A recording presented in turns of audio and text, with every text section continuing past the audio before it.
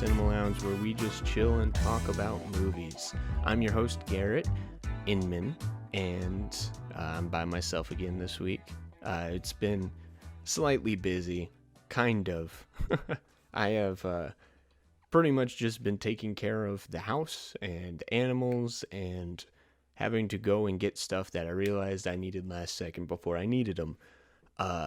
So in that context, it hasn't been super busy, but it's just kind of been a lot of last second stuff. I'm going to work on a camp tomorrow, so I needed to kind of come up with something to record about today. It is currently Saturday, right? Yes, it is currently Saturday, June 6th. I will be heading out of town tomorrow, Sunday, June 7th. So, I'm trying to just get this out. I didn't really come up with anything I wanted to talk about until yesterday, and I decided to talk about Bo Burnham's new comedy special. It's a bit different thing. People are saying it isn't a comedy special. It qualifies as a film. Some people are saying, oh no, it's just a comedy special. You know, I watched it because a lot of people have really positive opinions on it, and so might as well just talk about it because it does have a lot of interesting things to kind of talk about, I suppose. So that's what we'll be talking about today is Bo Burnham and his comedy special, and kind of, I guess in a broader context, talk about the pandemic as this was made while Bo was in lockdown during quarantine and that kind of fun stuff. And it's aptly being released by the time most states in the U.S. are coming out of a lot of the COVID stuff and kind of transitioning or already done with the pandemic and a lot of that stuff. So, it might be a good time to talk about all that fun stuff. And yeah, but before we do that, let's just take a quick look at the movie news this week.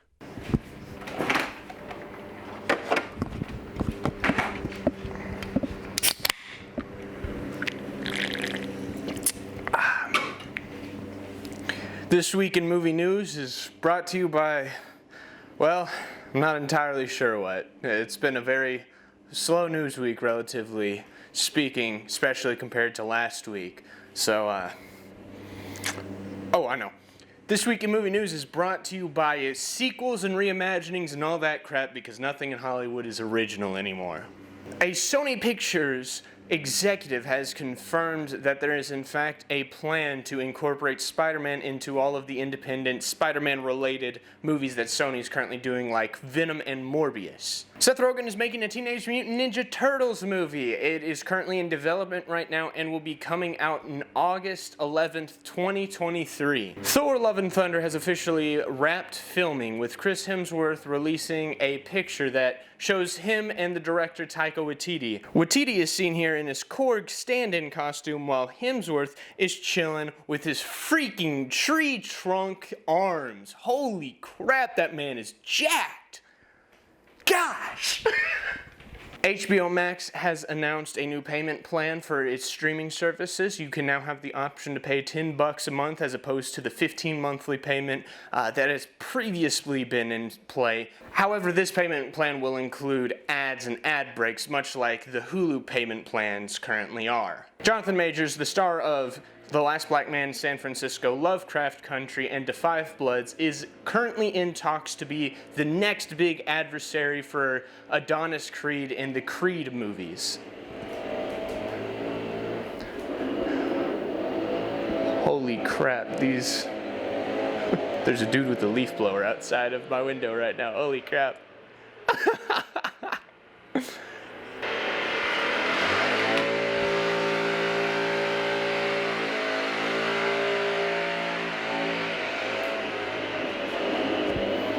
Well, that's dope.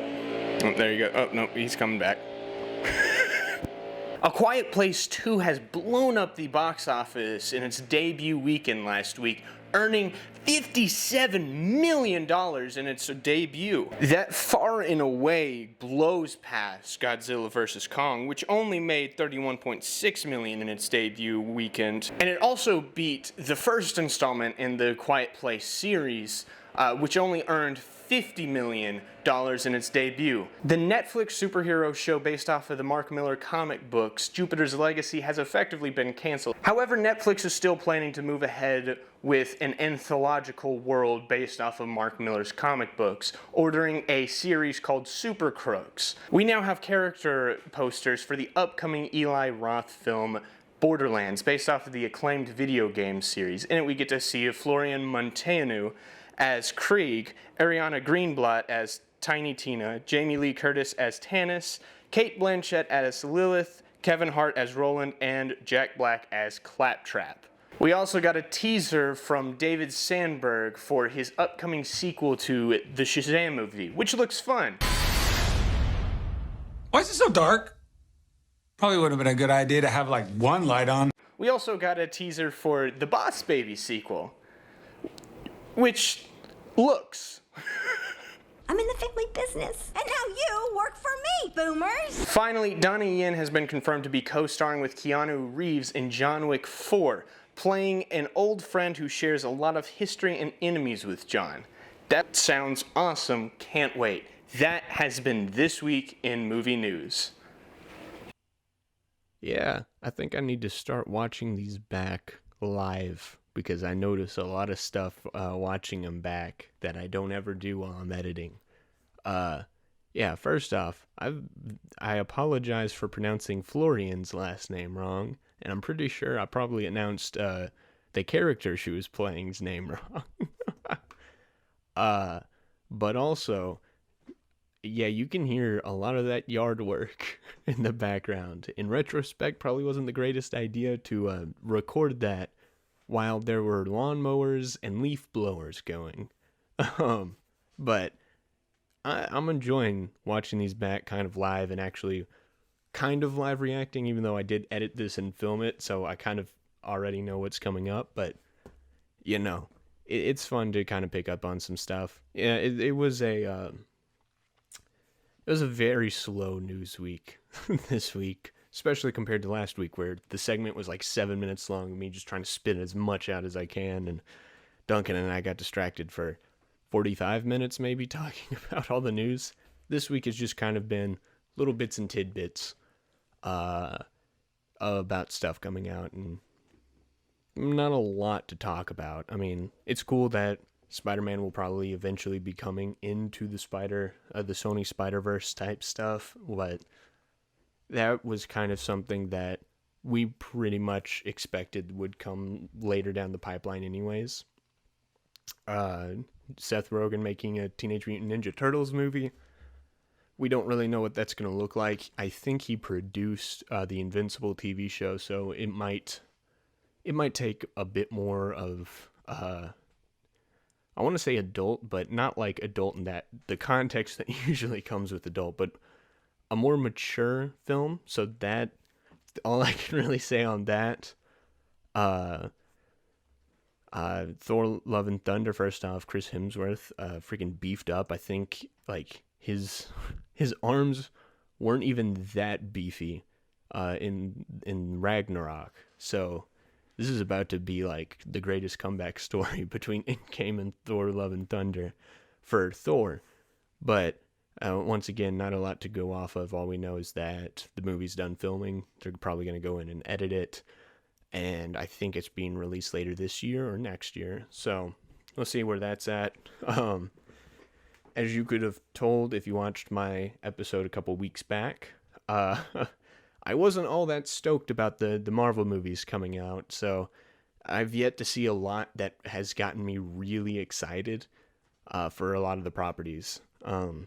So I'm just kind of very unenthusiastic about the MCU right now. HBO Max has a $10 monthly plan if that's something you care about at all. For me, I have HBO Max already.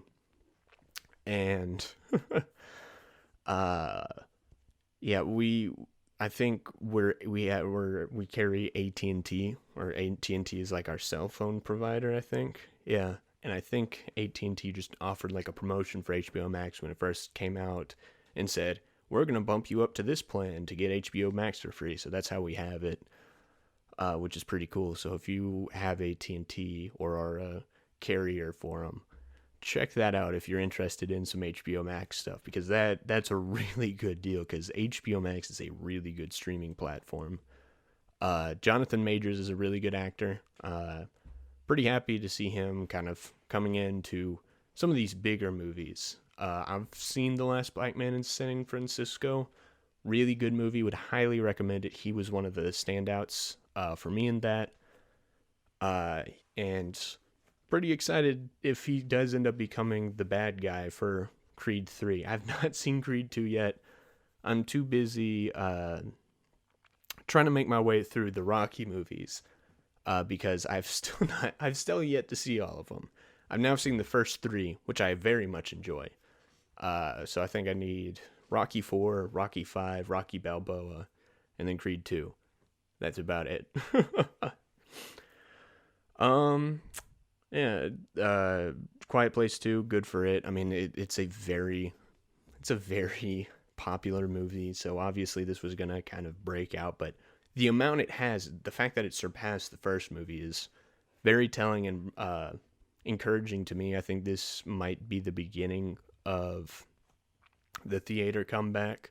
Hopefully it is, because I want theaters to be operating at full steam ahead now, because the theater, you can make fun of just the theater experience and kind of how crappy it can be at times, where you have stupid kids like just talking to each other during a movie. I went and saw Quiet Place 2 this past week, and of course, of all the movies I've seen so far since the theaters reopened, the one movie that requires silence in order to be effective and create tension, of course, that's the movie where a guy in the audience decides to leave his ringer on, get a phone call, answer it, and then proceeds to have a conversation in the back. And I'm trying to watch the movie, and all I hear is just, "Yeah, all right, I'll see you there." And the dude has his phone on speaker, so you hear, "Yeah, all right, okay, I can do that then. Yeah, all right, thanks." And this man has a full-blown conversation about like a doctor's office appointment or something in the middle of this movie. So, say what you will about the theater experience, but there's something just very unique and, dare I say, magical about first off, just getting in your car and going somewhere and going to another building that's dedicated to show you this, especially if the movie's really good. Something like Quiet Place 2, that it relies on tension and sound design and being able to just immerse yourself in this experience.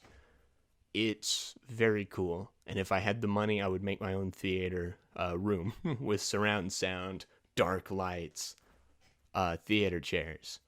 And then I just would never go to the theater again. But alas, I cannot afford that, so that is why I go to the theaters. Jupiter's Legacy got canceled. Yeah. I'm gonna say it's not that big of a loss. I watched it, and it just, compared to all the other stuff that's currently out, superhero related, that isn't Marvel or DC, I was excited to see this because I was kind of on this Invincible and The Boys kick, where let's get all the alternative superhero media I can find. And Jupiter's Legacy came out, and I watched it, and it was incredibly mediocre. I really wanted to like it, but the costumes were bad. There was basically no story. There's like a twist villain that happens in the very last episode, and it's just not interesting because the entire season has been building up to nothing. It's just kind of been like, hey, let's catch up with these characters, sorry, I just dropped my phone. Or because it's the first season of a television show, let's introduce you to these characters and then catch you up with what they've been doing.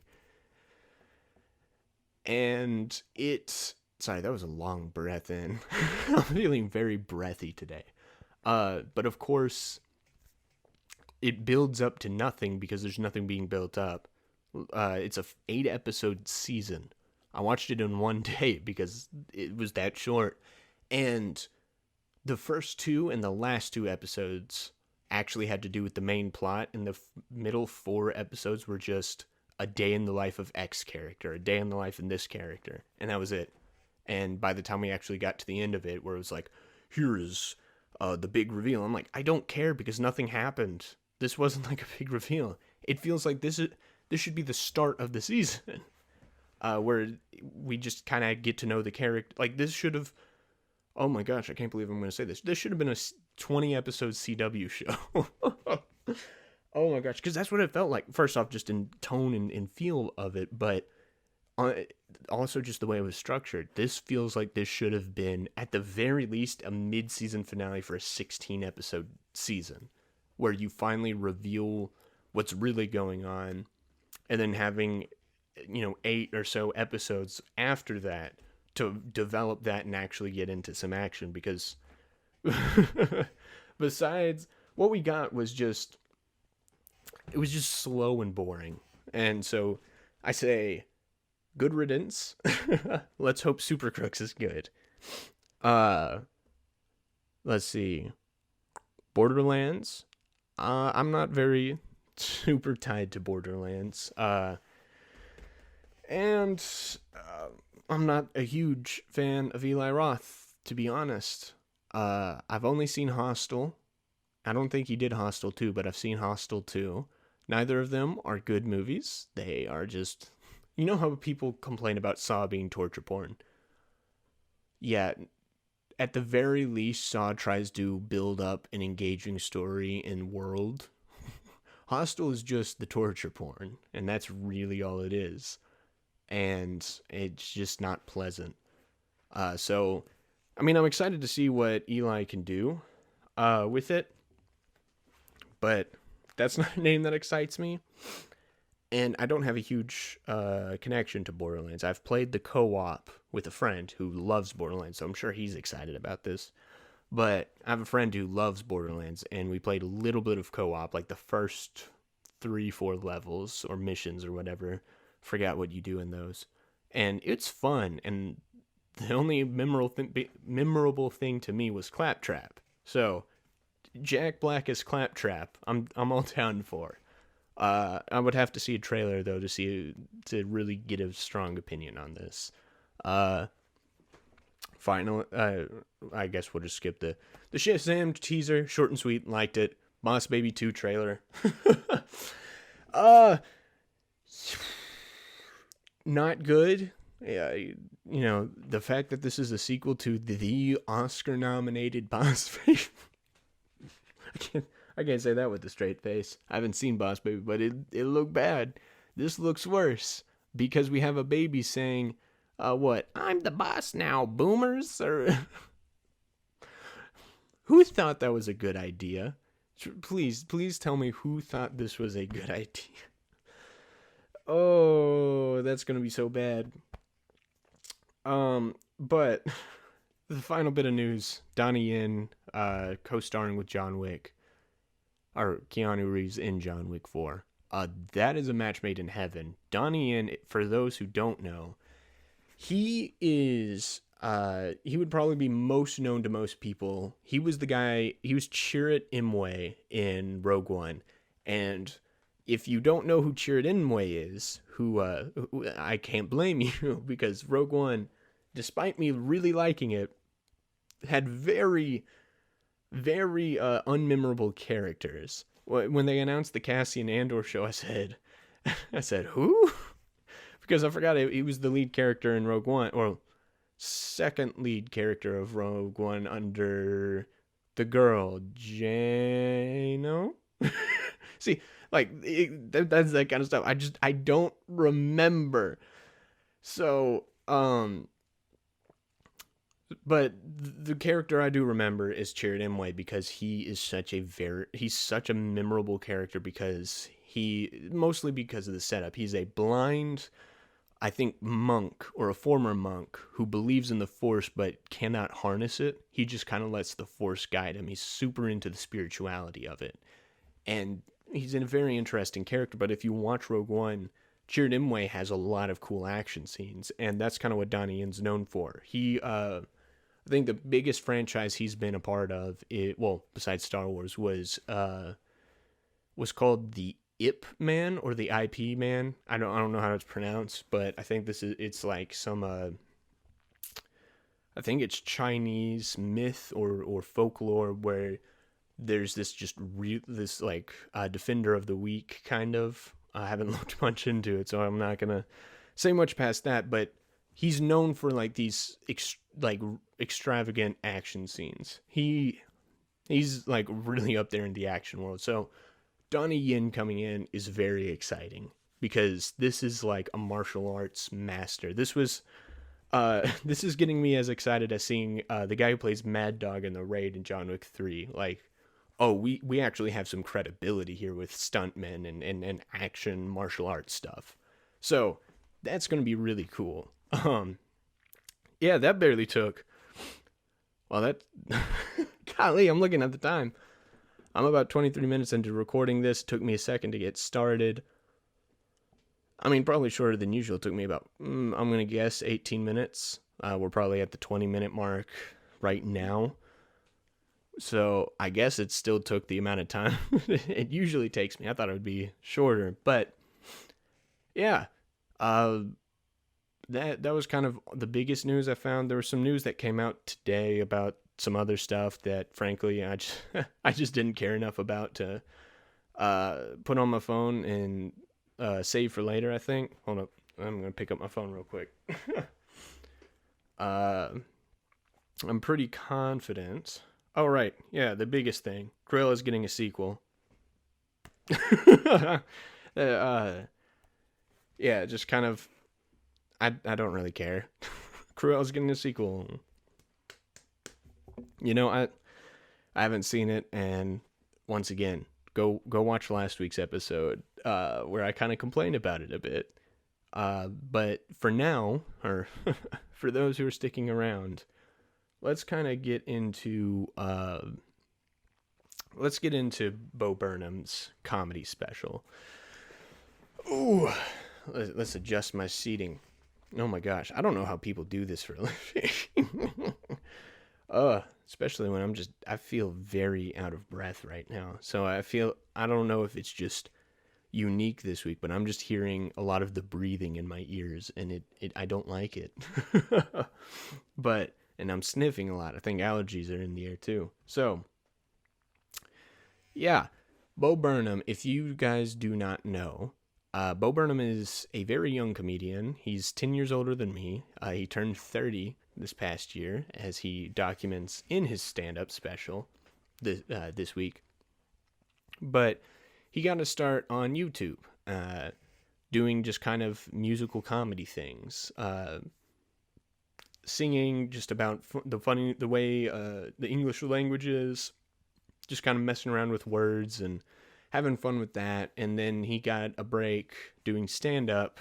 He had 2 stand-up specials on Netflix, one called What, which that's where I got introduced to him. A friend of mine showed it to me when I was 12, 13, when I was very young.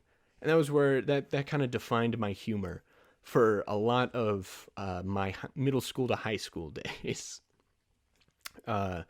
He is very, I want to say edgy, but that's probably just how it felt as a sheltered child growing up. He joked a lot about death and just kind of the morbid state of the world, stuff like that. He was just a figure in my life that defined a lot of what I find funny now, and I credit for my occasional dark sense of humor. And then he had a second one called Make Happy that I never watched for whatever reason. So I watched this one. I kind of came in with high hopes. I thought this was going to be another like swing hit out of the park. I mean, I'm looking at the people I follow on Letterboxd and all the reviews they gave it. We have like a 10 out of 10, a 4 or 8 out of 10, 8 out of 10, 10, 10, 8, 10, 8, 10, 9, 9. And then we got one guy who had a 7 and then changed it to a 5. So generally well liked. People were saying they were laughing out loud at this, thought this was one of the funniest and most insightful things they've seen. And this special is called Inside. It was filmed completely 100% inside of Bo's home, where he was locked down for the past year. So this wasn't a traditional stand-up special where it was one guy on stage, just kind of talking for about an hour and then going home. This was a year-long project for him. And you can tell, like, he starts out relatively short hair. And by the time it ends, his facial hair is longer than mine, and his hair, I think, is longer than mine. Hold on. I'm going to take my hat off. Take off my headphones, too, so I can't hear my breathing in my ears. But, like, I mean, look at that. His hair was probably a little bit longer. I can barely see now, but my hair has grown a lot. I think last time I got a haircut was in January. So, you know, he had a lot more time to let this type of stuff grow. And it's funny looking back at my previous episodes. My first episode was filmed in February, and very short hair, barely had peppery, like kind of splotchy short hair. And now flash forward like 5 months later, and I wouldn't say this thing's bushy, but it's solid. Got some very long hair. You can almost, you can see the hair sticking out there. And my family continues to tell me I look like a hillbilly who needs a haircut, and I've earned the name Mountain Man amongst some friends. So times change, and you can definitely see that with Inside. And the unique thing about this, besides this being a year-long project rather than a one-night special, this has a heavy dose of seriousness, where it's not just kind of what he's known for. What he's known for is musical jokes, where he sings songs making fun of the world around him, or just kind of the values society has, or kind of the trends going on. And he does that, but it's spliced together with really solemn notes of him watching old videos he put out on YouTube, looking really sad, or even just stuff he filmed previously in the special where he looks a lot more happy and optimistic. And you can really see that his mental health is kind of going down the drain, because he's been inside and isolated for so long. And once again, I guess I'm just making up for my May quota for Mental Health Awareness Month, because once again, this is another thing about mental health. But there's a lot more solemn moments in this of just him kind of struggling to hang on to reality, struggling to just hang on to sanity. I think he makes a joke about how he's going to kill himself earlier on, where it's clearly like early in the pandemic. He's like, "Oh, I'm just kidding. I'm not going to kill myself." And then a little bit later, his hair is a little grown, and he starts saying like, "Oh, well, if you're going to say you're going to kill yourself, just don't." And he kind of goes on this sarcastic but very macabre rant about suicide, and then flashes in the next scene, it's him watching that rant much later in the lockdown and the pandemic. And you can kind of just see, like, just in that little window, how far his mental health has gone. And so there's some really sad and somber moments within there, and some of it reminds me of a show on Showtime called Kidding, which stars Jim Carrey, and it's about him as a children's entertainer, almost like this. I call him a Mr. Rogers caricature, where he's very soft spoken, talks with the boys and girls, and all the kids love him, but at home he has a very hard home life. He's getting a divorce from his wife. One of his sons gets killed in a car accident where he's driving.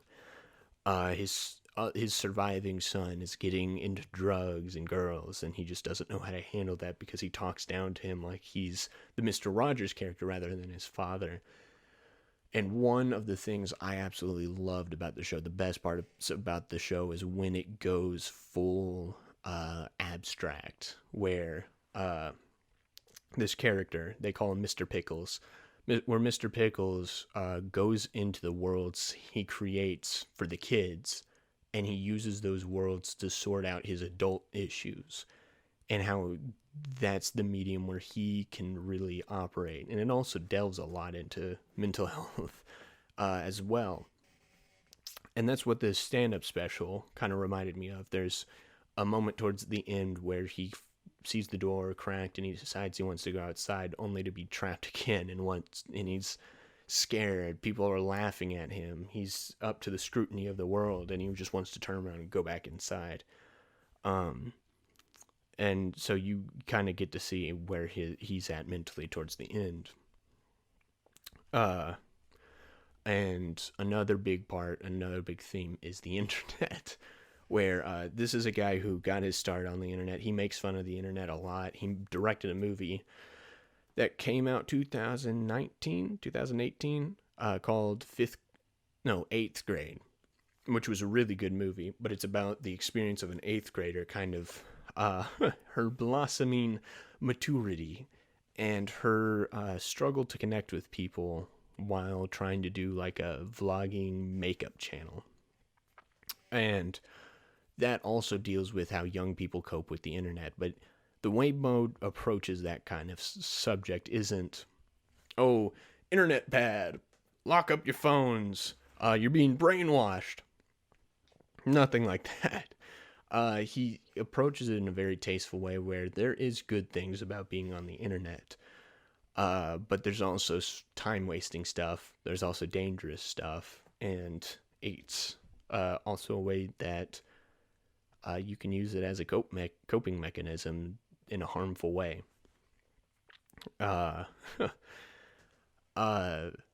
And I really like that approach. He has a song called Welcome to the Internet in this special that is one of my favorites because it's funny, but it also rings very true, where I think one of the lyrics is like, where you can look at Welcome to the Internet, where you can look at cat videos, but also learn how to make a bomb. The two extreme polar opposites, neither of which should probably be something people are actively looking at. But kind of just the dichotomy of innocent stuff you can do on the internet to very dangerous stuff where anyone can learn how to make a bomb at any time. That, whew, yikes. So he addresses that kind of stuff, and I think a lot of what he talks about here isn't just...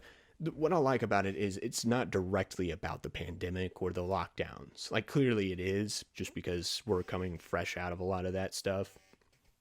But it's more just about human isolation and how we isolate ourselves on the internet. He goes on a little bit of a stand-up monologue / rant / tangent where he talks about how we just spend all of our time on the internet. He calls the real world canary in the coal mine, where we put on our suits, go outside, get what we need, and come back to the real world, which is a very strong image where we're so sucked into the virtual world.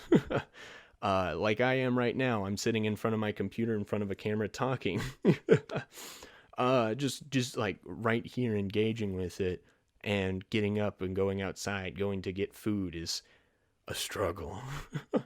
And I get like, yeah, first world struggles, right? But there is something to be said where people get so sucked into the virtual world that the real world seems like the fake world, to an extent where you feel like you can really be yourself on the internet, but then you have to protect yourself from the outside world, which I quite liked.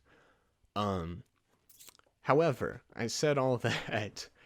Um, I'm not a huge fan of this special. I wouldn't go as far as say a 5. I would probably give it a 7 out of 10. There were times I chuckled, but not the gut busting laughs that a lot of reviewers promised. And that's mainly how somber it is. I want to go into a special to kind of laugh at the world, laugh at the insight the comedian has to say. And a lot of this was just kind of not funny. A lot of the joke parts didn't hit me quite as well, and I don't know if that was for me, like, oh, my sense of humor has changed since middle school, high school, when I thought Bo was incredibly hilarious, or if it's just this didn't hit me quite as hard as what. Because I know it doesn't hit me as hard. A lot of people are talking about how relatable this is, how hard it hits you, and for me, it just never did. And that's probably, if anything, it just reminded me of how much of a blessing I am. I have to be able to live in Arkansas, where we did not have a governor who forced people to stay inside. He let us operate with relative freedom. The most we had to deal with was put on a mask before we entered into a Walmart or something, which was annoying to deal with, but, here we are, we survived. So when you live that kind of life for a huge pandemic, a pandemic that you hear so much about, but you don't really get the full impact of it, it doesn't quite hit you it didn't quite hit me as hard, where it was like the isolation. For me, the isolation part comes mainly from, I just, like, it connected with me more in my experience with college, so far, where, I felt like I was desperately trying to make friends, but ended up just not being able to find anyone right away. And so I ended up locking myself in my room and watching TV and only interacting with my roommates most of the time, and apart from mandatory meetings and crap I had to be a part of in classes. So, I talked about last week where I had a panic attack in my dorm room, and I feel like that was something that was just long standing because I had constantly isolated myself. So that is mostly on me. Where I just kind of isolate myself, and I got that kind of feeling. But in terms of the pandemic, man, when I came home for summer and my friends were home, we were hanging out all the time. We didn't really have to worry about a lot of the restrictions and the lockdowns. So if anything, this just was a blessing to remind me, hey, there were people who had to stay home, who were forced to stay in their homes. And just kind of a general reminder of how I've heard people say, oh, the pandemic has affected people's mental health, and that was what the stand-up reminded me of. It didn't really remind me of that. It was more how the lockdowns and the treatment of the virus has affected mental health, because the pandemic in and of itself didn't really affect anyone's mental health. It was a biological thing that affected physical health. I'm trying to dance around this without getting super, because the pandemic isn't really the point of this, but it just reminded me this was a consequence of the political games that have been going on for the past year, where normal citizens like Bo, who I'm going to assume isn't incredibly rich, how normal people like him and just the people you see on the street, where they're trying to get through this, and people up top, the corporations, the politicians, the rich elite are just kind of telling people what to do and not thinking of how it will actually affect them because they don't care. And it kind of just reminded me how the past year, this entire pandemic has just been a political game between different sides of the aisle.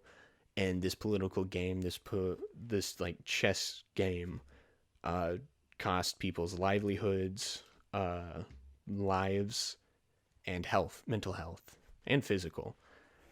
And that's a shame, because most people aren't gonna be able to get that kind of stuff back.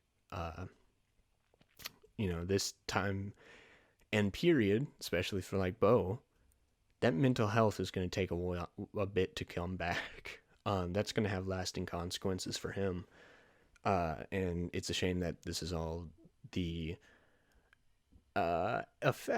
the outcome of this just national political game between old farts in in the White House, or in DC, in government and in corporations, where they're just so far removed from us, and so they don't care about what consequences we have to face for their decisions. But that being said, yeah, I hate government. I hate politics, man. No matter how much you can complain about that on the internet, nothing's really gonna happen, because I'm not a rich elite. But getting off of that, that's what the special reminded me of. And once again, didn't fully relate to the feelings, but I understood where they came from, and I liked that. I think my main issue was a lot of the comedy didn't work. I liked a lot of the songs. Like, let me talk about the songs I did like first. White Woman's Instagram is a masterpiece. I watched that, and I said, yeah, I've seen, he like recreates all these pictures that are common on your average 15 to 30, 40-year-old white woman's Instagram. And I said, I've seen that. My sisters have done that one. Oh, yep, I've seen that one. Oh, so-and-so did that. It is so accurate, and it is so funny to see Bo just kind of recreate these. There was another one where Bo does a little ditty about unpaid interns, which is just very catchy. But then he decides to do a reaction video to it, and then it goes on a bit too long to where he starts having to react to his reaction to the music video. And then he goes, oh crap, there's the other, and he starts reacting to himself reacting to it. And it's so geniusly done. It is hilarious. Easily the best part for me about the special. And then obviously Welcome to the Internet. Great commentary on what the internet is, and the implications of what it is. Those were probably the standouts for me. There was a instance where he pretended to do a playthrough, and the only reason I bring that up, it wasn't particularly funny. It was mainly just a more somber part where he's like, yeah, this game has really smooth controls, while he's controlling himself just walking around the apartment crying, which was kind of funny. But the part that stood out to me, and the reason I bring it up, was he ends it and goes, yeah, that was a really good game. It kind of reminded me of Death Stranding because it's effing boring. And I just died laughing, because my buddy who's super into Borderlands also loves Death Stranding, and he got super pissed off when this video game reviewer, what's his name, Donkey, did a review of Death Stranding and said it was bad and boring. So I was just like, oh man, this guy, my buddy's not gonna like this too much. But yeah, besides that, not a lot of them stuck out to me. He does a song where he's FaceTiming with his mom, and that entire song was just like, I've seen this before. This is kind of boring. It's like not doing anything different. And then there was one he did called That's the Way the World Works, where he's doing like a children's intro song, and then his sock puppet comes in and starts spouting off a bunch of macabre stuff that would probably break a kid's innocence. And I was like, oh yeah, this is kind of funny. And basically how he's talking, a lot of the stuff he was talking, the sock was talking about, I'm like, yeah, we probably should be teaching some of this in school. I think he brought up the fact that a lot of history is full of blood. It's made up of a lot of death and blood. And I'm like, that's not wrong. Because I remember in school, You learn about the fun stuff in history. And I would think once you get into high school, you should probably learn about some of the bloodier conflicts and the fact that the U.S. was wrong sometimes. Something I would be totally down for, and I wish I had learned. I think, I don't know if this was in a stand-up special or if I had heard this listening to a podcast a couple days ago, but I think it was a podcast. Someone had mentioned the Tulsa Massacre, I think, and said, I think most kids don't know what the Tulsa Massacre is. They don't teach that in schools. And I was listening, I go, dude, I have no idea what that was. You know, I get that in one year you have to stick to a very firm schedule, but I think U.S. history is important enough. We need to learn the good, the bad, and the ugly. And I would even say stretch that crap over 2 years. Do a 2-year U.S. history course where you do a fully comprehensive history of some of the important stuff that happened, because you can't get to all of it in a year. It's just impossible. But there's some stuff that stood out where it's like, yeah, I completely understand that. And then he said a couple of things that were like, that makes no sense to me. I think if you come from a certain political mindset, it probably makes sense, but just off the cuff where it's just like, I don't understand that position at all, or why that is something you present as fact. Like and he remains relatively moderate. Like, he's definitely his own person in presenting himself. He's not presenting himself as an echo piece for anyone's side, which unfortunately a lot of comedians fall into these days, where instead of trying to tell jokes, they just try to become a mouthpiece for a certain political side. And the best comedians, in my opinion, have been ones that remain unapologetically themselves, and just present the world as they see it, rather the world as a party or a platform sees it. Your Bill Burrs, your Dave Chappelle's. And despite not really thinking Joe Rogan's all that funny, he still presents some really funny jokes, because he is unapologetically himself. And those are the best comedians who do that. And so that's why I still like Bo, is he's still creative, unapologetically himself, and has his own views and insights on things. Especially when it comes to stuff like the internet. He has another great monologue where it's basically just, well, today you just have all these people who always have to talk about what they see and what their opinion is on every single thing that happens. And I'm like, yeah, you can do that, or you could just shut the F up. And I said, I 100% agree with that. Look, it's okay if you have opinions on certain things, but when it gets to the point where every little thing that happens, you're on Twitter just like about, dude, just shut the F up.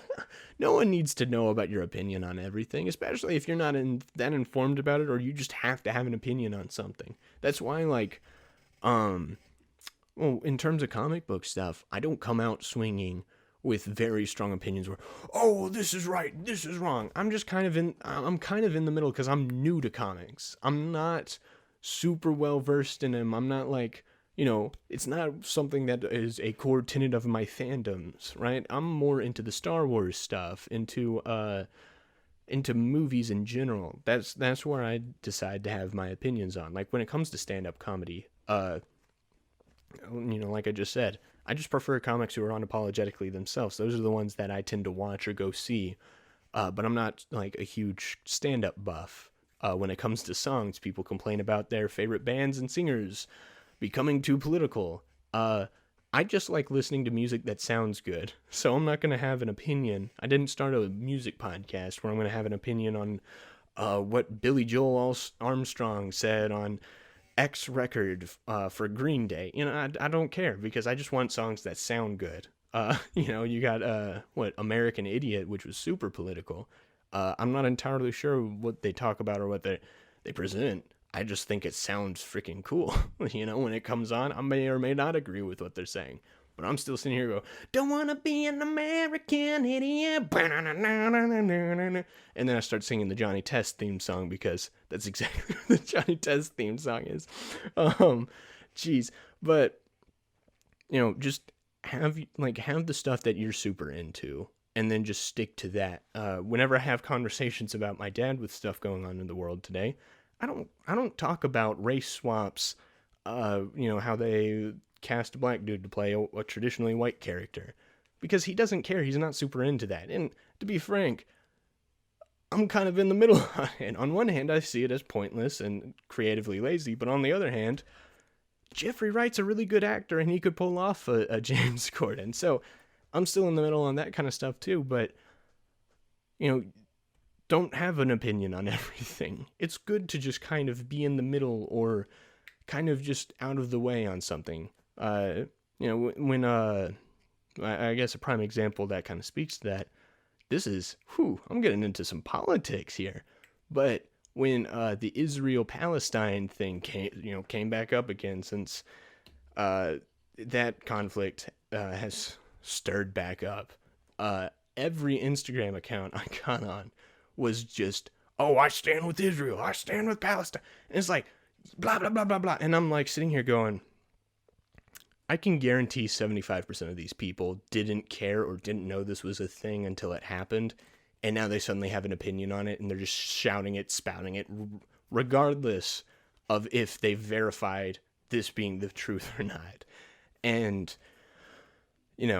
when it happened and I saw all this, I was just like, I have no idea what's going on here. So I'm just going to take a step back. This is something I don't have to have an opinion on. The death penalty debate. I don't really have a strong opinion one way or the other, so it's not one of my main issues that I would vote on. So I just kind of take a step back and let people who are more into it, more knowledgeable and informed, take it away. That's how that kind of crap should be. It shouldn't just be, well, I have an opinion on this, I have an opinion on that. Even with the COVID stuff, listen to the doctors, listen to the science. But you still have the people saying that, expressing their opinions and trying to tell people they're wrong. But I thought only doctors and scientists should be telling us. Everyone has to have an opinion on something. That's, I'm doing a podcast where I have opinions on movies. It's just kind of like this cultural anomaly where everyone has to say something about everything. And like in the Welcome to the Internet song, everybody has to have a little bit of everything all of the time. They just have to constantly express their opinion on everything, regardless of if they had one previously or not. Anytime something's trending on Instagram, the same people always have an opinion on it, and regardless of if they're informed on it or not. And it's exhausting. That's why I don't have a Twitter. I'm never getting a Twitter. Even for this, I have an Instagram. I'm never getting a Twitter because I just cannot. My mental health, I can barely grasp the idea of it. Seeing kind of the screenshots that pop up on Instagram, I cannot handle all of that 24/7.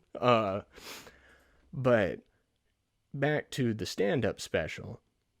I still really liked it. I still liked it. I just didn't love it like a lot of people did. And I'm going to read the 5-star review from the person I follow on Letterboxd who rated this. Not the whole thing. It's pretty long. But let me try to. Let's see. I'm going to try to get to the part that I was just like, this is very accurate. He says, these types of projects and films are made for the internet generation, and for the most part, the type of audience this caters to are suburban white kids who don't really know how to handle the outside world and are stuck in an eternal cycle of teenagedom. They stick to overly sarcastic humor all the time. Then when something like this comes around, it really speaks to them and shows their vulnerable side. Comedians like Bo Burnham speak to them because he literally is one of them. He's a white suburban kid stuck in his teenage years in regards to both emotional development and attitude. First off, yoinks. Zoinks, that's harsh. But also, he's not wrong. He's not really wrong. I am a white suburban kid who does not know how to handle the outside world, and I'm perpetually stuck in my teenagedom.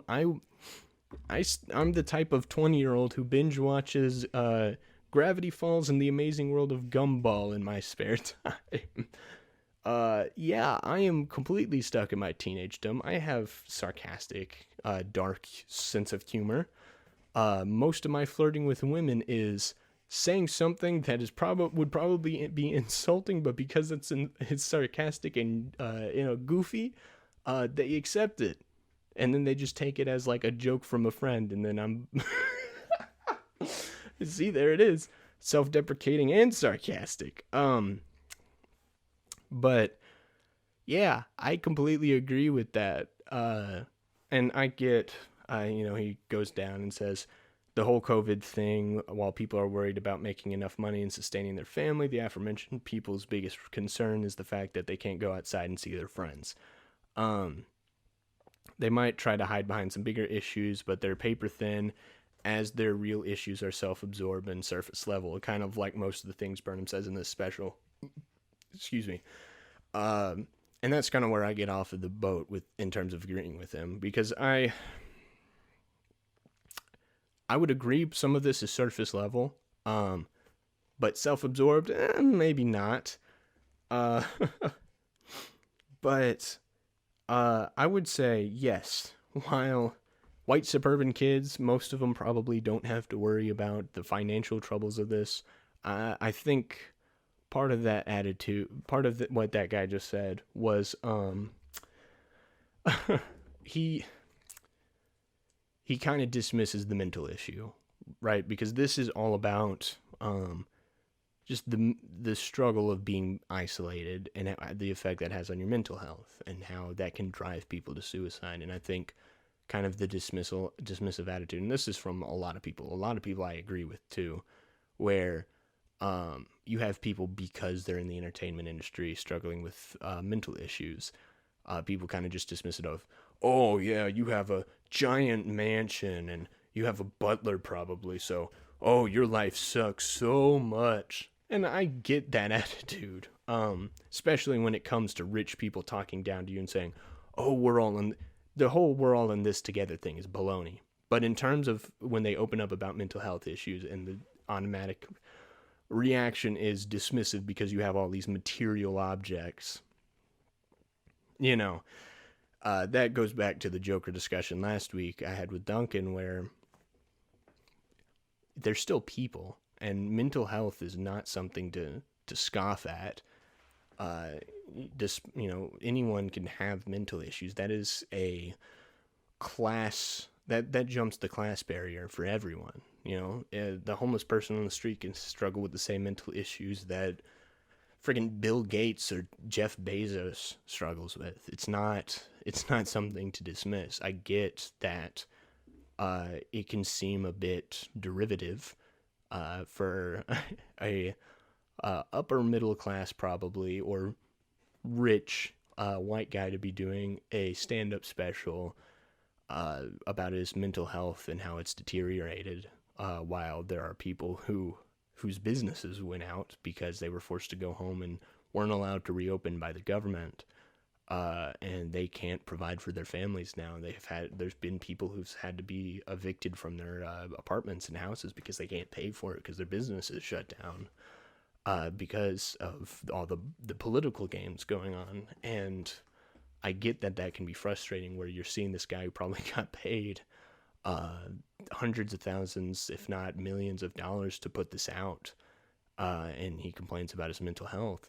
I can see how that feels derivative and it can make you upset, but I think I heard it best from maybe Austin Burke in his review, or when I read it, where he said this time in our lives affects everyone differently and in not less valid ways. Some lighter, and some heavier, but in no less valid ways. And I would completely agree with that. While the pandemic and the political games and those effects didn't directly affect me financially or physically or mentally, definitely just current situations and some of the stuff that has happened in the past year has definitely affected me in that way. And that is stuff that I struggled with and am currently struggling with. Nothing as a result to the vid, but still, the past year has affected different people differently, and I think that is something we can all definitely carry. Because I know for me, I didn't think too much about the shutdowns and crap. I was just like, I'm glad I can go outside, but then you see how that affected Bo, and it's like, he's a successful dude. He's relatively famous, and that's what he struggled with because he couldn't leave his house. He tried to distract himself with creativity, and it might have helped a little bit, but he ultimately needed that human contact, and that's something you shouldn't flippantly dismiss. So, yeah. It has been a tough year for everyone in different ways, but it's been a tough year regardless, unless you own a giant effing corporation, or unless you got paid to sit and complain and argue with people in a certain White House called the Capitol, because that's where all the arguing's made. I learned that in school. Dang, this was a little heavy, especially for a comedy stand-up talking about that. Yeah, whew. I think I'm gonna wrap it up there. I'm supposed to go over and hang out with my friends at some point later today. There's this thing that some people may not know about called Attack on Titan that I'm catching up on. Really good show. I'm never gonna say I'm a weeaboo, but anime's alright. My Borderlands friend, I'm just gonna call him that. My Borderlands friend made me and Brock from the first episode of this show sit down and watch Attack on Titan. We finished season 1 without him, and now we're getting together today to start season 2, so that'll be fun. Tomorrow, going off to a camp, won't get back until maybe Wednesday, so as far as I'm aware of, you guys should expect to see me next week as well. If not, I'll let y'all know on the Instagram account. Yeah, I think that's it for me. It is, wow, this was surprisingly heavy. I think, yeah, I'm going to put down in the description, I'm going to point down for YouTube and Rumble. If you're listening on Spotify, Apple Podcasts, first off, give us a 5-star rating on Apple Podcasts, give us a subscribe and a follow. Subscribe on YouTube, follow on Rumble, give us a like. I think it's called a Rumble on Rumble there. And yeah, I hope you all enjoyed that episode. But in those descriptions, I think I'm going to try. I think I'll remember where to get it. I'm sure Google will. But if you do struggle with mental health or suicide, I'm going to put the phone number for the Suicide Prevention Hotline down in the description. I get up here, presented up here, but definitely down in the description. I don't know if I'll have enough time to edit much of this. So yeah. And if you do struggle with depression, suicidal thoughts, call that number, but also just know that you are loved. You have value on this earth. I'm not really good at talking about this, but you're loved, you're valued, and there is always a light at the end of the tunnel. Don't I know it? But yeah, thank you for this very downer, it feels like, episode of the Cinema Lounge. And as you can see, if you're watching, the sun's up. I did not record this in the middle of the night. So, yay me. Thank you guys for watching. I already told you all to do all the things. We're going to wrap up. I forgot to do this last week, but we're going to wrap up with our 2 new closing segments. If you only watched last week's episode, we started doing 2 segments. One where I tell you guys about the new releases this week, and one about my weekly recommendation, something I think you guys should check out if you can. So I want to end every episode like that, just Especially if you have a very depressing episode like we did today. Just kind of something to get you more excited, leave on a high note. Yeah, so release radar. Not a lot coming out this weekend, unlike last weekend, which was actually really packed. But this weekend, as a recording, yesterday on Friday, The Conjuring 3, The Devil Made Me Do It came out, and my father loves those trailers because the announcer voice, you don't get a lot of those anymore in trailers, and he's not like the John Bailey, epic voice guy. This guy's a bit more sinister sounding, so it's The Conjuring 3, The Devil Made Me Do It. And my dad just loves that voice, and he imitates it all the time. If you guys like The Conjuring, go check it out. It is in theaters and on HBO Max for the rest of this month. And yeah, I mean, if you've seen The Conjuring, go see it. I have not seen any of them. I'm about to this upcoming week. I'm about to watch Conjuring, Conjuring 2, Conjuring 3. The Devil Made Me Do It, and all the spin-offs, Annabelle Creation, The Curse of La Llorona. I'm gonna watch all that crap. It's all on HBO Max now. I'm about to have me a Conjuring binge. So if that sounds interesting to you guys, go watch it. Also, season 2 of The Family Man is came out on Friday, June 4th. This is something that's just big for me. I've seen the first season of The Family Man. It is an Indian action thriller show on Amazon Prime. I'm just going to read the synopsis real quick. I'm going to do my epic voice. A working man from the National Investigation Agency tries to protect the nation from terrorism, but also needs to keep his family safe from a secret job. It's a very fun show. It kind of gave me Spider-Man vibes a bit, where he's trying to keep his job, his secret job, his like secret identity safe from his family, while he's trying to stop, I think it's Pakistani terrorists, from kind of dividing the nation of India. And it is really good.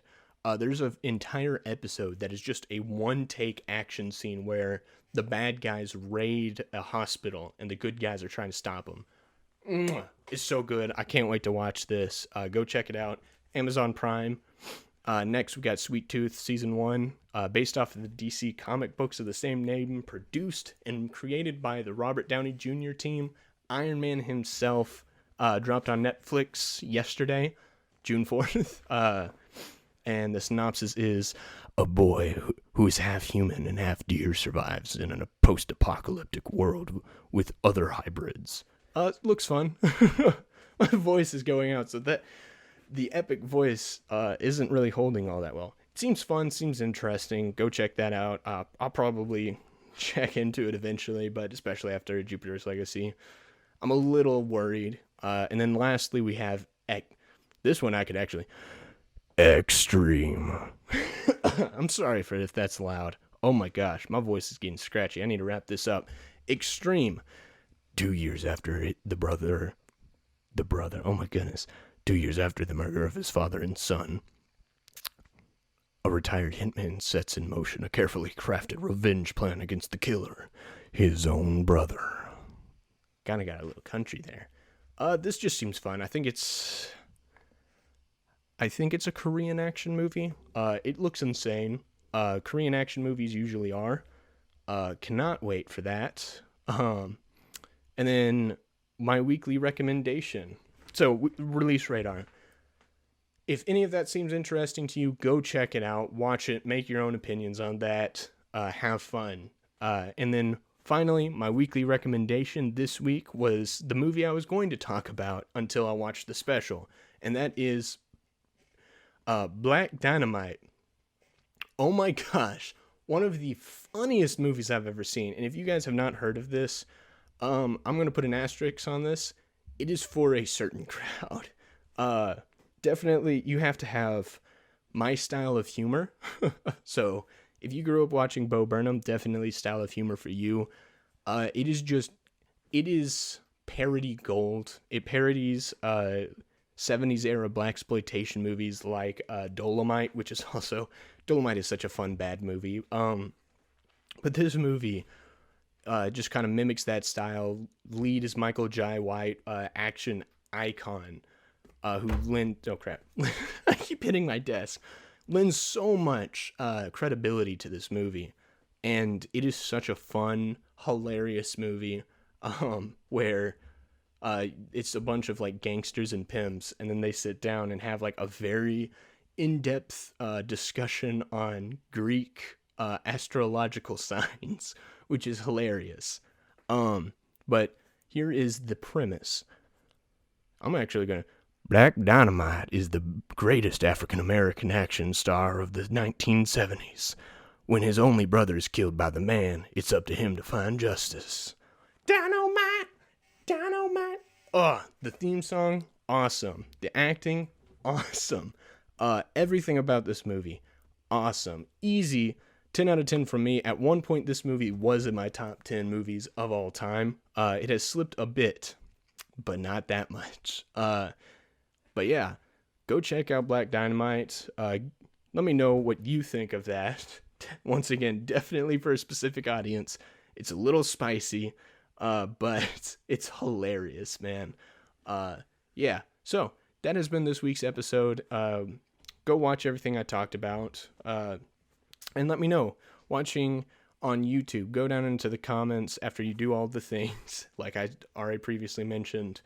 Tell me what you thought about a Black Dynamite, Conjuring 3, The Devil Made Me Do It, or Bo Burnham Inside. What did you think? Did Bo Burnham Inside connect to you? I know it connected to a lot of people, just not fully to me. I'd probably give that like a 7 out of 10 if I had to give a scoring for it. But what did you think about it? Did it make you laugh? Are you going to go back and listen to some of the songs? And just, you know, did it hit you that hard? Did you resonate with it? But yeah, thank you for watching today's episode of the Cinema Lounge. I'm trying to think of something to end this off on, but I cannot. I've been your host, Garrett Inman, and have a great day. I love you all very much. Get off the internet for every once in a while. Go outside, have a walk. You do not need a little bit of everything all of the time. I nailed that crap. Love y'all. Have a good night. Have a great day.